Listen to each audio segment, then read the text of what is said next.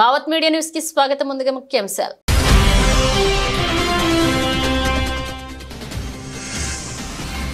BJP పాలిత రాష్ట్రాల సీఎంలతో సమావేశమైన ప్రధాని. ఆయా రాష్ట్రాల్లో అమలవుతున్న పథకాల గురించి అడిగి తెలుసుకున్న మోదీ.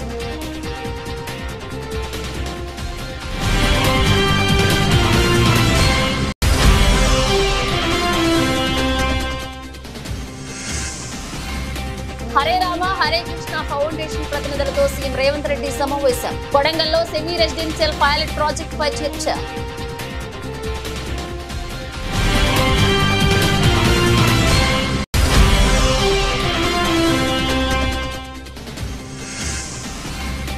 పెదపూడి సామాజిక ఆసుపత్రిని ఆకస్మికంగా తనిఖీ చేసిన అనపర్తి ఎమ్మెల్యే. ప్రజలకు అందుతున్న వైద్య సేవలను అడిగి తెలుసుకున్న నల్లమల్లి రామకృష్ణారెడ్డి.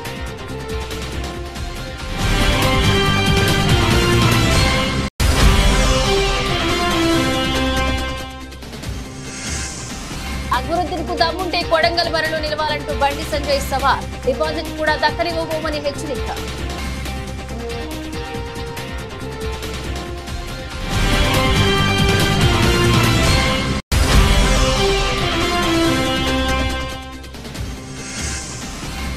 ఓటమి కోరల్లోంచి గెలుపు బాటలోకి. శ్రీలంకపై టీమిండియా అద్భుత విజయం. 43 పరుగుల తేడాతో టీమిండియా విక్టరీ.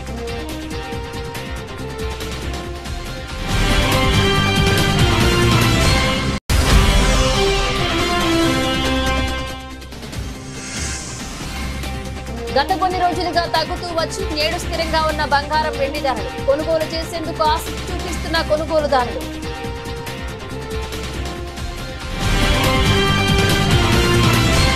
సార్వత్రిక ఎన్నికల తర్వాత బీజేపీ పాలిత రాష్ట్రాల సీఎంలతో ప్రధానమంత్రి నరేంద్ర మోదీ ఢిల్లీలోని బీజేపీ ప్రధాన కార్యాలయంలో సమావేశమయ్యారు.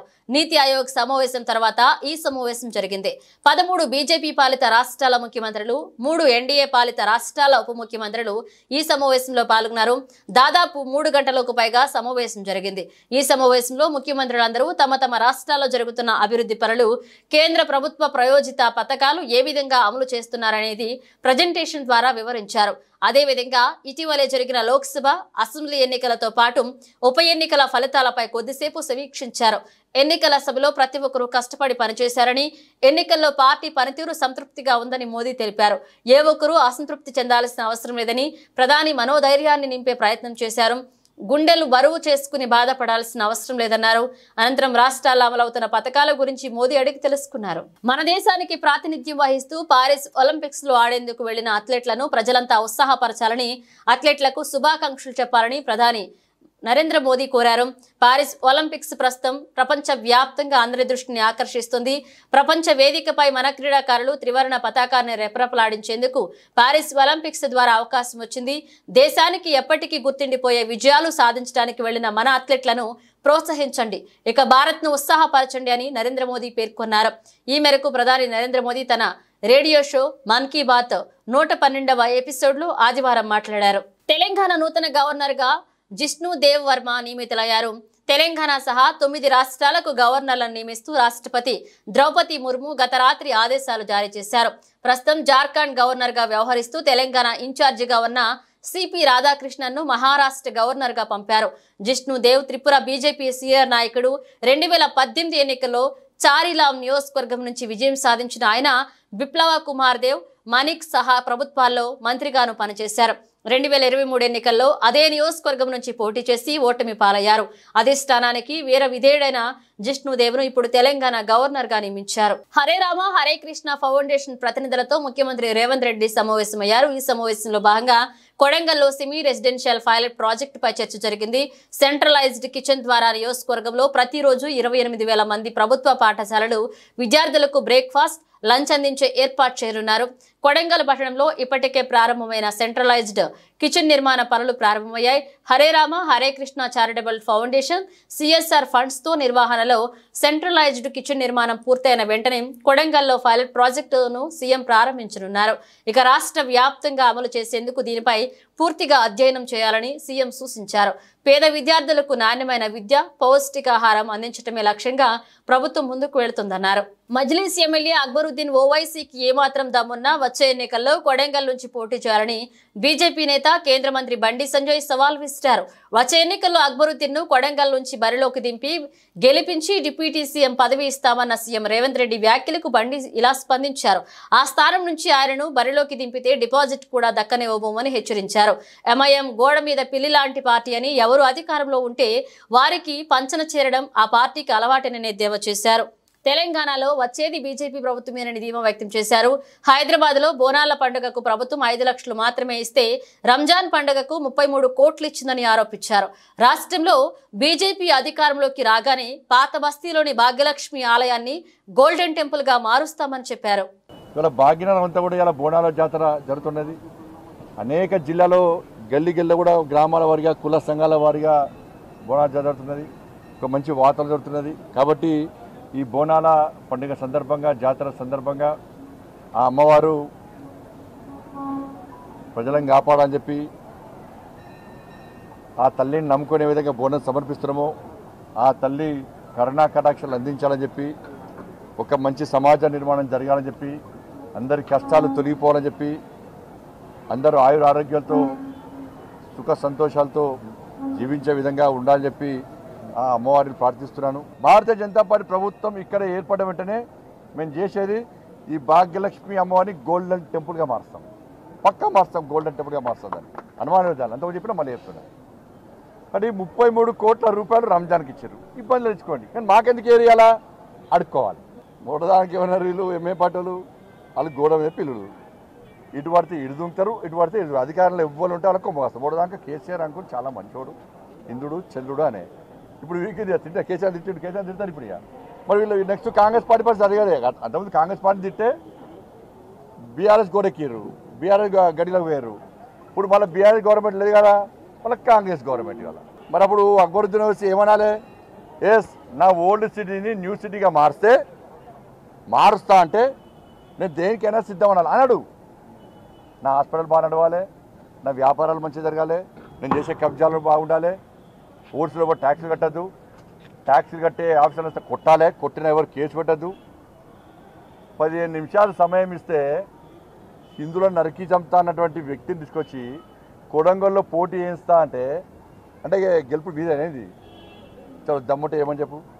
మేము అందరం కూర్చొని నిర్ణయించుకొని, మా పార్టీని నిర్ణయించుకొని కొడంగల్లో గిట్లా అక్బరుద్దీన్ వేసి పోటీ చేస్తే డిపాజిట్ రాకుండా చేసే బాధ్యత మాది. ఖతర్నాక్ అభ్యర్థులు నిలబడతాం మేము. ఒక్కొక్క యువకుడు ఒక్కొక్క ఇంటికి ఇన్ఛార్జిగా వస్తాడు. స్వచ్ఛందంగా వచ్చే పరిస్థితి తెలంగాణ రాష్ట్రంలో. ఒక్కొక్క యువకుడు కొడంగల్లో ఒక్కొక్క ఇంటికి ఇన్ఛార్జిగా వచ్చి డిపాజిట్ రాకుండా చేస్తాం మేము. కాకినాడ జిల్లా పెదపూడి మండలంలోని 30 పడకల సామాజిక ఆసుపత్రిని అనపర్తి ఎమ్మెల్యే నల్లమల్లి రామకృష్ణారెడ్డి ఆకస్మికంగా తనిఖీ చేశారు. ప్రజలకు అందుతున్న వైద్య సేవలను అడిగి తెలుసుకున్నారు. ఆసుపత్రి వైద్యుల సమావేశంలో మాట్లాడుతూ ప్రజలకు మెరుగైన వైద్యం అందించాలని, పేద ప్రజలకు ప్రభుత్వం అందించే వైద్యాన్ని పూర్తి స్థాయిలో ప్రజలకు అందించాలని, అలాగే ఆసుపత్రిలో కావాల్సిన మౌలిక సదుపాయాలకు కృషి చేస్తామన్నారు. అనంతరం సామాజిక ఆసుపత్రి సూపరింటెండెంట్ తో కలిసి మీడియాతో మాట్లాడారు అనపర్తి ఎమ్మెల్యే నల్లమల్లి రామకృష్ణారెడ్డి. ఇతర సిబ్బంది అందరితో సమీక్ష నిర్వహించుకోవడం జరిగింది. ఈ ఆసుపత్రిలో అందుతున్న వైద్య సేవలు, ఇక్కడ ఇంకా అదనంగా సౌకర్యాలు కల్పించాల్సిన పరిస్థితి, ఇవన్నిటిపైన సమీక్ష చేస్తే గత 5 సంవత్సరాలుగా ఇక్కడ పనులు నత్తనడకన సాగుతూ ఉన్నాయి. మరో రోజు ప్రభుత్వం ఇక్కడ సిహెచ్సి అభివృద్ధి కోసం నిధులు కేటాయించడం జరిగింది. కానీ గత 4 సంవత్సరాలుగా పనులు సాగుతున్న అది పనులు పూర్తిగాని పరిస్థితుల్లో ఇక్కడ వైద్య సేవలకి పూర్తిగా అంతరాయం ఏర్పడింది. అందువలన ఇంజనీరింగ్ అధికారులతో కూడా త్వరలోనే సమీక్ష చేసి ఆ పనులు త్వరితగతిన పూర్తవడం కోసం ఏ చర్యలు తీసుకోవాలనే దానిపైన తగు నిర్ణయం తీసుకొని సక్రమమైన రీతిలో అందరికీ అందుబాటులో ఉండే విధంగా వైద్య సేవలు అందించడం కోసం ఈ ప్రభుత్వం కృషి చేయడం జరుగుతూ ఉంది. గత ప్రభుత్వ హయాంలో ప్రచార ఆర్భాటాలు తప్పించి, ఉదాహరణకి ఇవాళ ఇక్కడ సిహెచ్సినే తీసుకుంటే ఈ బిల్డింగు గతంలో ఎప్పుడో నిర్మాణం అయింది. పైన అదనపు వసతి అడిషనల్ అకామిడేషన్ కోసం కొంత ప్రొవిజన్ ఇచ్చారు. అది పూర్తి కాకుండానే భవనాలపైన పేర్లు వేసుకునే పరిస్థితి, ప్రోటోకాల్ నిబంధనలకి పూర్తిగా వ్యతిరేకంగా నిర్మాణం సక్రమంగా పూర్తి చేసి శిలాఫలకం వేసుకోవడం అనేది గతంలో ఎవరినైనా చూసాం ప్రజాప్రతినిధులు. ఆ విధంగా కాకుండా బిల్డింగుల పైన పెద్ద పెద్ద పేర్లు రాసుకుని ప్రచార ఆర్భాటాలకు పోవడం, తీరా అక్కడ చూస్తే అక్కడ సౌకర్యాలు లేమి, ఇక్కడ కనీసం టాయిలెట్స్ లేవు, అదేవిధంగా కొంత మెడికల్ ఎక్విప్మెంట్ లేదు, ఇన్వెస్టిగేషన్స్కి అంతరాయం ఉంది, అదేవిధంగా ప్రధానంగా డాక్టర్స్ కన్సల్టేషన్కి ప్రధానంగా లోపంగా ఉంది. ఇన్ని లోపాలు పెట్టుకొని ఏ విధంగా ఆ ప్రచారం చేసుకున్నారనేది మరి సాక్షాత్తు అయిన వైద్యుడు అయ్యి ఉండి ఇక్కడ వైద్య సౌకర్యాలు మెరుగుపరచకుండా ఓన్లీ ప్రచారానికి మాత్రమే పరిమితం అవడం చాలా దురదృష్టకరం. ఇప్పుడు పూర్తిగా నాకు ఒక అవగాహన రావడం జరిగింది. మల్కాజ్గిరి పార్లమెంట్ పరిధి ఎల్బీ నగర్ అసెంబ్లీ నియోజకవర్గం హయాత్ నగర్ రాఘవేంద్ర నగర్ కాలనీలో పోచమ్మ తల దేవాలయ బోనాల వేడుకల్లో ఎంపీ ఈటెల రాజేందర్ పాల్గొని ప్రత్యేక పూజలు నిర్వహించారు. అనంతరం ఆయన మీడియాతో మాట్లాడుతూ అమ్మవారికి బోనం సమర్పించే ఆనవాయితీ కొన్ని వందల సంవత్సరాలుగా కొనసాగుతుందన్నారు. గోల్కొండ బోనంతో మొదలై బలకంపేట, సికింద్రాబాద్, ఓల్డ్ సిటీలోని అమ్మవారికి బోనాలు చెల్లించడం నెల రోజుల పాటు కొనసాగుతుందని తెలిపారు. అందరూ చల్లగా జీవించే భాగ్యం కలగాలని అమ్మవారికి మొక్కులు చెల్లించుకోవడం జరిగిందన్నారు. అమ్మవారికి బోనం సమర్పించేటువంటి ఆనవాయితీ కొన్ని వందల సంవత్సరాలుగా కొనసాగుతూ ఉంది. అందులో ముఖ్యంగా గోల్కొండ బోనంతో మొదలై ఇవాళ సికింద్రాబాద్ అమ్మవారి బోనంతో, అదేవిధంగా ఓల్డ్ సిటీలో ఉన్నటువంటి బోనంతో 1 మంత్ పాటు, నెల రోజుల పాటు జరిగేటువంటి ఈ పండుగ అందరూ కూడా చల్లగా జీవించే భాగ్యం కలగాలని, మంచి పంటలు పండి సుఖ సంతోషాలతో జీవించేటువంటి భాగ్యం తెలంగాణ ప్రజలకు కలగాలని చెప్పి ఈ సందర్భంగా మొక్కులు చెల్లించడం జరిగింది. దివంగత మహానేత మాజీ కేంద్ర మంత్రి జైపాల్ రెడ్డి 5వ వర్ధంతి సందర్భంగా హైదరాబాద్ నెక్లెస్ రోడ్లోని స్ఫూర్తి స్థల్లో జైపాల్ రెడ్డి ఘాట్ కి తెలంగాణ శాసన మండలి చైర్మన్ గుత్తా సుఖేందర్ రెడ్డి మరియు ముఖ్యమంత్రి రేవంత్ రెడ్డి, మంత్రులు, కుటుంబ సభ్యులు నివాళులర్పించారు. ఈ సందర్భంగా ఆయన సేవలను గుర్తు చేసుకున్నారు. ఈ కార్యక్రమంలో Gutha Venkatareddy, memorial trust chairman Gutha Amit Reddy, మాజీ జెడ్పీటీసీ పాసం రామరెడ్డి కూడా పాల్గొని నివాళులర్పించారు.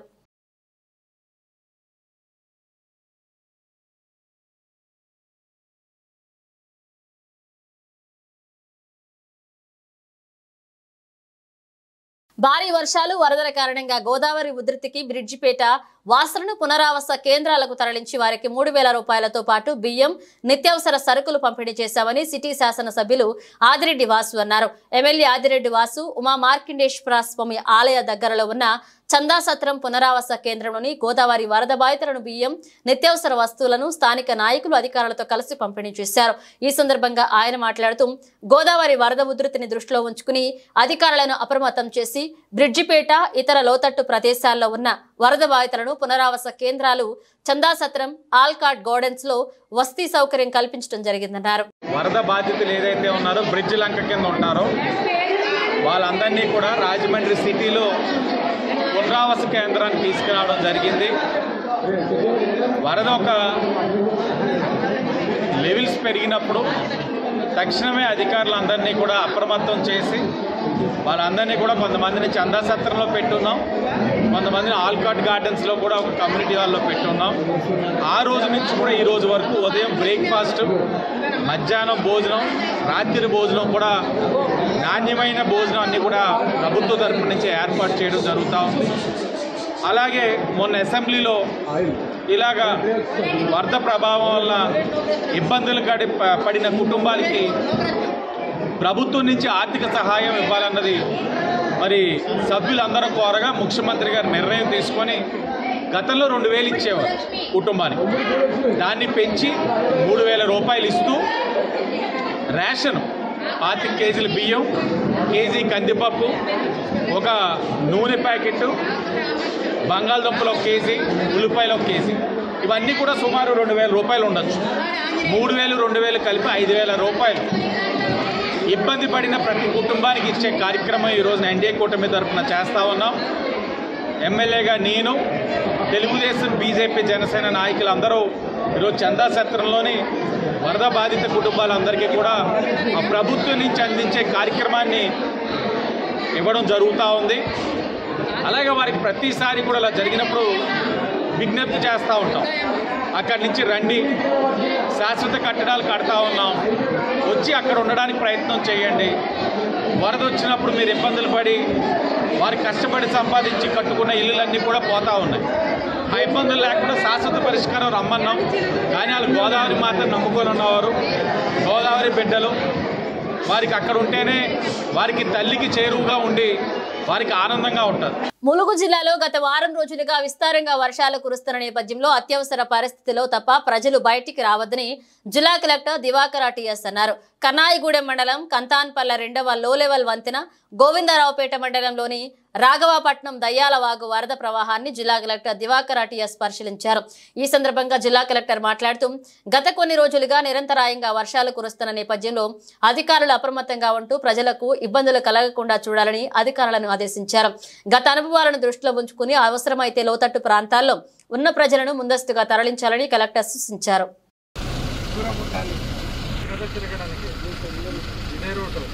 కానీ ఇప్పుడు తిరగడానికి లేదు. మధ్యలో ఇది ఏదైనా అయిపోతే ఏమవుతుంది? అది అట్లనే యాక్సిడెంట్ అట్లనే అవుతుంది, పడిపోతాం. అందుకే కొంచెం జాగ్రత్తగా ఉండాలి. To some extent but it is not very permanent. Immediately ఏం అవ్వకూడదు, స్ట్రెంథనింగ్ ఉండాలి అని మేము చేస్తున్నాం. అంతే అప్లై చేయండి.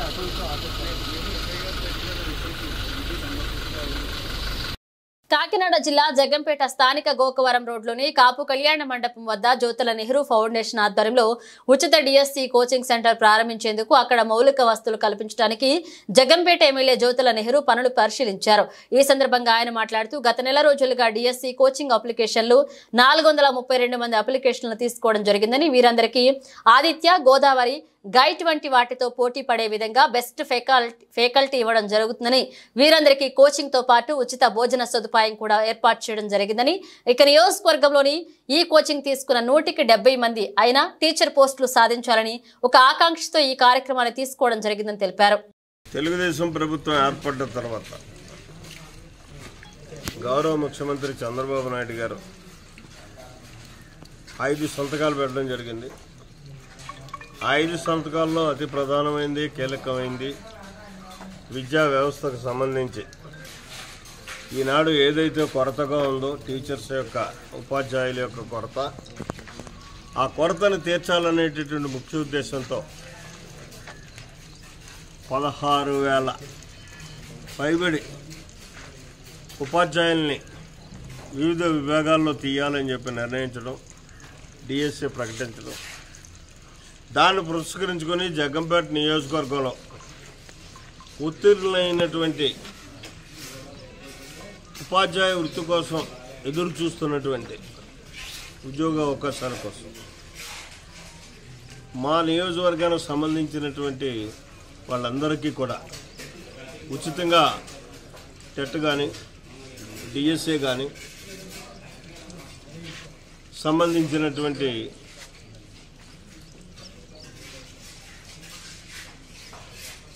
ట్రైనింగ్ ఏదైతే కోచింగ్ క్యాంప్ పెట్టాలి అని చెప్పి నిర్ణయించుకోవడం జరిగింది జ్యోతుల నెహ్రూ ఫౌండేషన్ ద్వారా. ఈ ఉచిత క్యాంప్ అన్నది మెటీరియల్తో సహితంగా బుక్స్ అన్నీ కూడా ఇవ్వడం జరుగుతుంది, స్టేషనరీతోటి. అది చెప్పడమే కాకుండా, అది ఇవ్వడమే కాకుండా మధ్యాహ్నం భోజన సదుపాయం కూడా ఉంటుంది, టీ సదుపాయం కూడా ఉంటుంది. అంటే ఇక్కడి నుంచి బయటికి వెళ్లకుండా విద్యార్థులు ఇక్కడే ఉండి పూర్తి టైం అంతా కూడా కేటాయించి వాళ్ళ క్లాసెస్లో పాల్గొని రేపు జరిగేటటువంటి ఎంపికలు ఎక్కువ శాతం, అంటే సుమారు 432 మంది వచ్చారు, కోచింగ్ తీసుకోవడానికి సిద్ధంగా ఉన్నారు. ఆ 432 మందికి కూడా అన్ని సౌకర్యాలను ఏర్పాటు చేసి ఇక్కడ తెలంగాణలోని బొగ్గు బ్లాక్లకు సింగరేణికే నేరుగా కేటాయించాలని వేలంపాట నాపాలని డిమాండ్ చేస్తూ సిపిఐ ఆధ్వర్యంలో ఈ నెల 29 నుంచి సింగరేణి పరిరక్షణ యాత్రను చేపడుతున్నట్లుగా సిపిఎం పార్టీ జిల్లా కార్యదర్శి వర్గ సభ్యులు దుర్గం దినకర్ యాత్రకు సంబంధించిన పోస్టర్లను నాయకులతో కలిసి జిల్లా కేంద్రంలోని అంబేద్కర్ చౌక్ లో విడుదల చేశారు. ఈ సందర్భంగా ఆయన మాట్లాడుతూ ఈ నెల 29న ఉదయం మంచిర్యాల జిల్లా బెల్లంపల్లిలో తమ పార్టీ రాష్ట్ర కార్యదర్శి తమినేని వీరభద్రం యాత్రను ప్రారంభిస్తారని అన్నారు.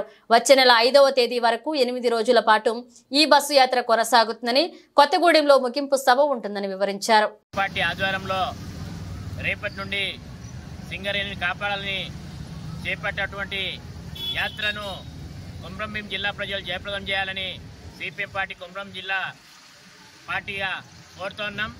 ఈరోజు సింగరేణిని ప్రైవేట్ పరం చేయాలని ఈరోజు కేంద్రంలో ఉన్న బీజేపీ ప్రభుత్వము ప్రయత్నం చేస్తుంది. దానికి రాష్ట్రంలో అధికారంలో ఉన్న కాంగ్రెస్ ప్రభుత్వం కూడా వత్తసు పలుకుతూ ఉంది. దీన్ని మేము సిపిఎం పార్టీగా తీవ్రంగా వ్యతిరేకిస్తున్నాం. కాబట్టి ఏదైతే సిపిఎం పార్టీ సింగరేణి బొగ్గు గనులు కాపాడాలని, సింగరేణి ప్రైవేట్ పరం చేయకూడదని చేపట్టిన ఈ యాత్రను జయప్రదం చేసి సింగరేణిను కాపాడాల్సిన బాధ్యత ప్రతి ఒక్క ప్రజానికపై ఉంది అని ప్రతి ఒక్కరి యొక్క యాత్రలో భాగస్వాములు కావాలని కోరుతా ఉన్నాం. చిత్తూరు నగరంలోని R&B అతిథి గృహంలో ఆదివారం మధ్యాహ్నం IFTU పార్టీలో మాజీ CITU జిల్లా కార్యదర్శి చైతన్య 6 సంఘాల నాయకులు చేరారు. ఈ సందర్భంగా రాష్ట్ర ఉపాధ్యక్షులు రాయప్పనేని హరికృష్ణ మాట్లాడుతూ జిల్లాలోని అన్ని వర్గాలు కార్మికుల కోసం పోరాటం చేస్తున్న ఏకైక సంస్థ Indian federation of trade unions అన్నారు. ఈ సంస్థలో 40 సంవత్సరాల అనుభవం ఉన్న చైతన్య 6 సంఘాల నుండి నాయకులు చేరడం హర్షానీయమన్నారు. భవిష్యత్తులో కార్మికుల సమస్యల పరిష్కారానికి మరింత పటిష్టంగా కృషి చేస్తామన్నారు. నూతనంగా పార్టీలో చేరిన జిల్లా నాయకులు చైతన్య మాట్లాడుతూ 40 సంవత్సరాలుగా కార్మికుల కోసం పోరాటం సాగిస్తున్నారని, ఈ నేపథ్యంలో IFTUలో చేరడం తన పోరాటానికి ఒక నూతన శకమన్నారు. 40 సంవత్సరాలుగా ఈ చిత్తూరు కేంద్రంగా జిల్లా మొత్తానికి కార్మిక వర్గానికి కమ్యూనిస్ట్గా సేవ చేశాను. అది మీకు తెలుసు. ఈరోజు ప్రభుత్వం మారిన తర్వాత సమస్యలన్నీ కూడా చాలా ఎక్కువవుతున్నది. ముఖ్యంగా ఈ కాంట్రాక్ట్ అవుట్సోర్సింగ్ ఉద్యోగులకు కానీ, ఫ్యాక్టరీ వర్కర్ల సమస్య కానీ, లేదంటే స్థానికంగా ఉన్న ఇతర రంగాల వర్కర్లకు సమస్యలు రోజు పెరిగిపోతున్నది. ఈ సమస్యలు పరిష్కరించడానికి నేను మరింత క్రియాశీలంగా పనిచేయాలని చెప్పేసి IFTU ఈరోజు చేయడం జరిగింది. నేను ఉంటే హామీ ఇస్తున్న జిల్లా కార్మిక వర్గానికి ఈ యొక్క IFTU సంస్థ ద్వారా ఈ జిల్లాలో వివిధ రంగాల కార్మికులకు నేను సమస్యల పరిష్కారానికి కృషి చేస్తానని తెలియజేస్తున్నాను. ఒకే మాట అంటే మధ్యాహ్నం పోయిన వర్కర్లకు గత 5 సంవత్సరాలుగా వేతనాలు పెరగలేదు, కేవలం 3,000 ఇస్తున్నారు. రెండవది ప్రభుత్వం మారిన తర్వాత మిమ్మల్ని నిలిపేస్తాము, మీరు వేరే వాళ్ళతో చేయించుకోండి అని చెప్పేసి వాళ్ళు చెప్తున్నారు. ఇది కరెక్ట్గా IFTU బయట పట్టాలి. అట్లాగే ఆశా వర్కర్స్కు వేధింపులు ఎక్కువైనది, అంగన్వాడీ వర్కర్స్కు వేధింపులు ఎక్కువైనాయి. అట్లాగే ఫ్యాక్టరీ వర్కర్స్లో యజమానులు హరాస్మెంట్ ఎక్కువైంది. కాబట్టి ఈ సమస్యలన్నిటిపైన నేను పనిచేయడానికి సిద్ధపడినాను. IFTU యొక్క సహకారంతో ఈ జిల్లాలో కార్మిక వర్గానికి మరింత సేవ చేస్తానని చెప్పేసి హామీ ఇస్తున్నాను. నిజాయితీ కలిగినటువంటి, క్రమశిక్షణ కలిగినటువంటి IFTUలో కామ్రేడ్ చైతన్య గారు చాలా సీనియర్, మీ అందరికీ కూడా తెలుసు. గత 40 సంవత్సరాల నుంచి వామపక్ష ఉద్యమంలో కానీ, అలాగే ట్రేడ్ యూనియన్లో పనిచేశారు. కార్మిక వర్గానికి అనేక విధాలుగా సేవ చేసినటువంటి చైతన్య గారు ఈరోజు IFTUలో చేరడం మాకు చాలా సంతోషం. అలాగే IFTUగా మేము ఆయన్ను సాధారణంగా కూడా ఆహ్వానించడం అనేది జరిగింది. రానున్న కాలంలో కార్మిక వర్గానికి ఆయన అండగా నిలబడతాడని, అలాగే పోరాటాల్లో ముందుంటాడని కూడా మేము ఆశిస్తున్నాము.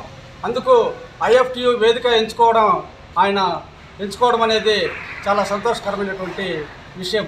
రానున్న కాలంలో మేమందరూ కూడా కలిసి ఈ చిత్తూరు జిల్లాలో ఉన్నటువంటి కార్మిక వర్గానికి, ఉద్యోగ వర్గానికి, అలాగే స్కీమ్ వర్కర్లందరికీ కూడా అనేక పోరాటాలు రూపొందించి వాళ్ళ సమస్యల కోసం పోరాటం చేయడానికి మేమందరూ కూడా కంకణం కట్టుకుంటామని చెప్పి, అలాగే ప్రభుత్వం అనుసరిస్తున్నటువంటి విధానాలపైన, అలాగే కార్మిక వర్గం పైన, స్కీమ్ వర్కర్లను ఉద్యోగులుగా గుర్తించాలని చెప్పి మేము డిమాండ్ చేస్తూ ఈ యొక్క పోరాటాలు ముందుకు తీసుకోవడానికి సమాయత్తమవుతామని చెప్పి ఈ సందర్భంగా తెలియజేస్తాం.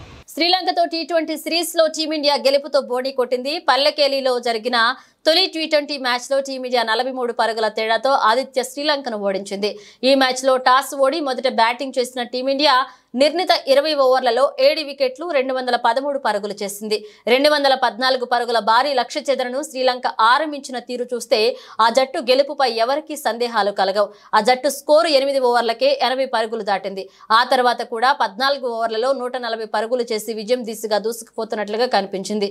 కానీ టీమిండియా బౌలర్ల కీలక సమయంలో రాణించడంతో శ్రీలంక అక్కడి నుంచి క్రమం తప్పకుండా వికెట్లు కోల్పోయింది. చివరికి 19.2 ఓవర్లలో 170 పరుగులకు ఆలౌట్ అయింది. కెప్టెన్ చరిత్ అసలంక 0, మాజీ కెప్టెన్ దసున్ షనక 0 డకౌట్ కావడంతో లంక విజయావకాశాలు ప్రభావితం చేసింది. కుషాల్ పెరీరా 20, కమిందు మెండిస్ 12 పరుగులు చేశారు. మిగతా అంతా సింగిల్ డిజిట్ కే పరిమితమయ్యారు. టీమిండియా బౌలర్లలో part time bowler Riyan Parag 3 వికెట్లు పడగొట్టడం విశేషం. హర్షదీప్ సింగ్ 2, ఆకర్ష్ పటేల్ 2, మహమ్మద్ సిరాజ్ 1, రవి బిస్టోయ్ 1 వికెట్ చేశారు. ఈ విజయంతో టీమిండియా 3 మ్యాచ్లలో T20 సిరీస్ లో 1-0 తేడాతో ముంజందు వేసింది. దేశంలో గత కొన్ని రోజులుగా తగ్గుతూ వచ్చిన బంగారం, వెండి ధరలు ఈ రోజు మాత్రం స్థిరంగా ఉన్నాయి. ఈ నేపథ్యంలో గత వారం రోజుల్లో పసిడి ధరలు దాదాపు 5,000 రూపాయలు తగ్గుముఖం పట్టాయి. ఈ రోజు హైదరాబాద్, విజయవాడలో 24 క్యారెట్ల పసిడి ధర 10 గ్రాములకు 69,900గా ఉండగా 22 క్యారెట్ల బంగారం రేటు 10 గ్రాములకు 63,250గా ఉంది.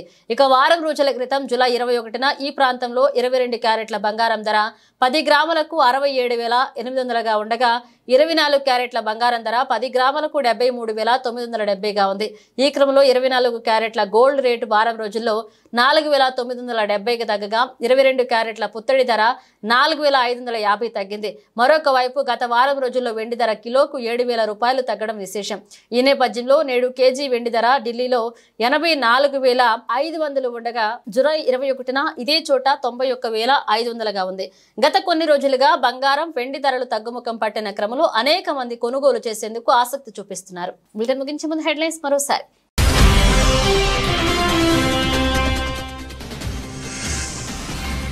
బీజేపీ పాలిత రాష్ట్రాల సీఎంలతో సమావేశమైన ప్రధాని. ఆయా రాష్ట్రాల్లో అమలవుతున్న పథకాల గురించి అడిగి తెలుసుకున్న మోదీ.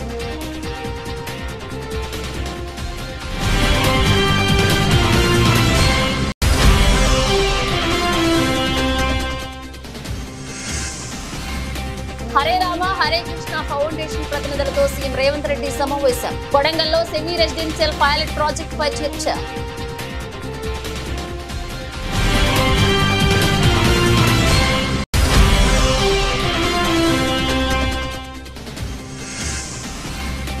పెదపూడి సామాజిక ఆసుపత్రిని ఆకస్మికంగా తనిఖీ చేసిన అనపర్తి ఎమ్మెల్యే. ప్రజలకు అందుతున్న వైద్య సేవలను అడిగి తెలుసుకున్న నల్లమల్లి రామకృష్ణారెడ్డి.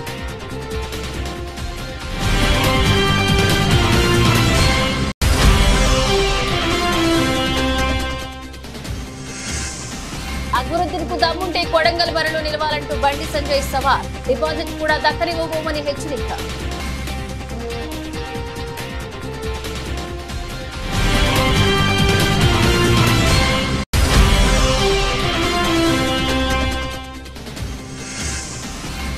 ఓటమి కోరల్లోంచి గెలుపు బాటలోకి. శ్రీలంకపై టీమిండియా అద్భుత విజయం. 43 పరుగుల తేడాతో టీమిండియా విక్టరీ.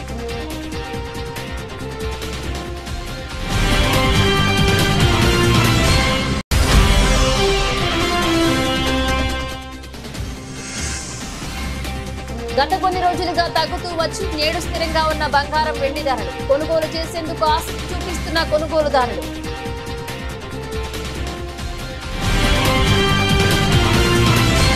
ఇవి బులెటిన్ అప్డేట్స్. మరిన్ని అప్డేట్స్ తో మళ్ళీ కలుద్దాం.